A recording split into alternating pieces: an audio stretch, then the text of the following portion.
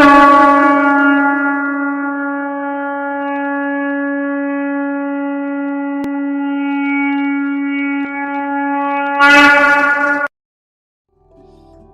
कृष्ण।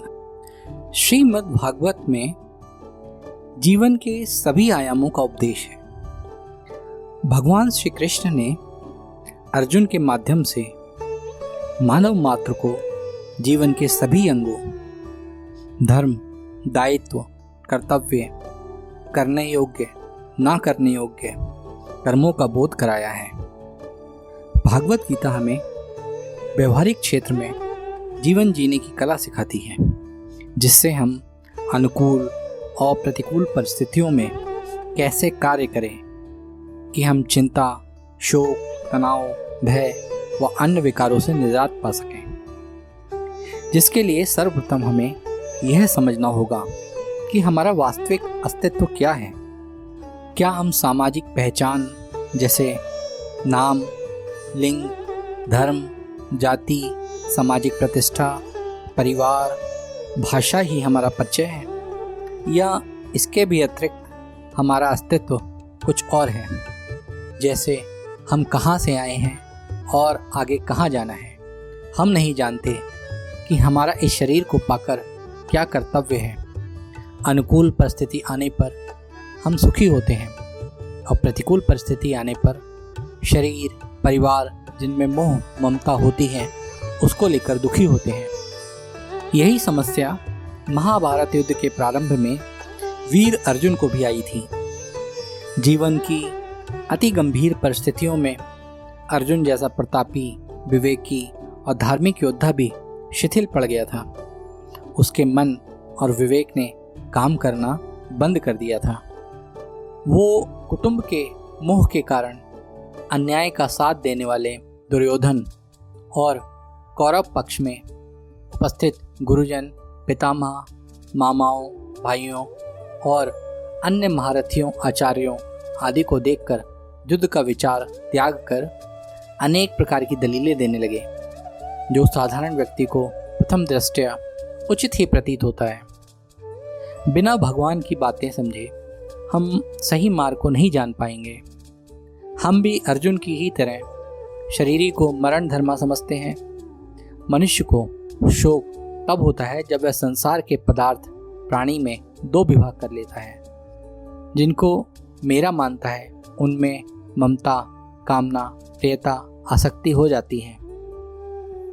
गीता का उपदेश शरीर और शरीरी को लेकर आरंभ होता है। जब तक हम अपने आप को देह मानते रहेंगे, चाहे कितना भी उपदेश सुन लें या सुनाते रहें, विभिन्न साधनाएं भी करते रहें, कोई लाभ नहीं होगा। श्री कृष्ण बताते हैं कि शरीर जड़ है, नाशवान है, परिवर्तनशील है और आदि अंत वाला है, और इसमें चेतन तत्व शरीर देही अविनाशी है, अनादि है, नित्य है। अतः इसको कारणों से जाना नहीं जा सकता। यह शरीरी ना कभी जन्मता है ना मरता है, यह नित्य निरंतर रहने वाला शाश्वत है। शरीर के मारे जाने पर भी यह नहीं मारा जाता। शरीर असत्य है और शरीरी सत्य है। सत्य सदा विद्यमान रहता है और असत्य की सत्ता नहीं है। कई तरह के दृष्टांत देकर श्री कृष्ण शरीर और आत्मा के भेद को समझाते हैं। कर्तव्य कर्म की मर्यादा को निभाने के लिए धर्म में युद्ध से बढ़कर क्षत्रिय के लिए दूसरा कोई कल्याणकारी कर्म नहीं है। अर्थात हमारी दृष्टि कर्तव्य कर्म पर होनी चाहिए, स्वधर्म के पालन पर होनी चाहिए। जब हम जीवन में प्रायः पाप पुण्य का ठीक निर्णय नहीं कर पाते, अर्जुन को भी युद्ध करने में पाप का भय लग रहा था। श्री कृष्ण इसको स्पष्ट करते हुए कहते हैं कि जय पराजय, लाभ हानि, सुख दुख को समान करके युद्ध करने से वो पाप को प्राप्त नहीं होगा। अर्थात निष्काम भाव पूर्वक सिद्धि असिद्धि में सम रहकर कर्तव्य करो। कर्तव्य कर्म करना ही गीता के अनुसार व्यवहार करना है। इस संबुद्धि से युक्त हुआ तो कर्म बंधन से भी मुक्त रहेगा। एक निश्चय नहीं होने से मनुष्य की बुद्धि अनंत शाखाओं वाली हो जाती है। संसार सदा परिवर्तनशील है और परमात्मा एक रूप व अपरिवर्तनशील है, जिसके अंश हम स्वयं हैं, जिसे शरीरी या आत्मा कहा है। ये संबुद्धि ही अंतःकरण की समता का साधन है। ऐसा दृढ़ निश्चय हो जाने पर स्वरूप का बोध हो जाता है। ये एक निश्चय वाली बुद्धि में ही होता है। लेकिन संसार के पदार्थ, धन आदि प्राप्त करने का उद्देश्य रहने पर एक निश्चयात्मक बुद्धि नहीं हो पाती। फिर बुद्धि की अनंत शाखाएं हो जाती हैं। अनंत शाखाएं हो जाने से मनुष्य कामनाओं में तन्मय हो जाता है। स्वर्ग इत्यादि की प्राप्ति को श्रेष्ठ समझने लगता है।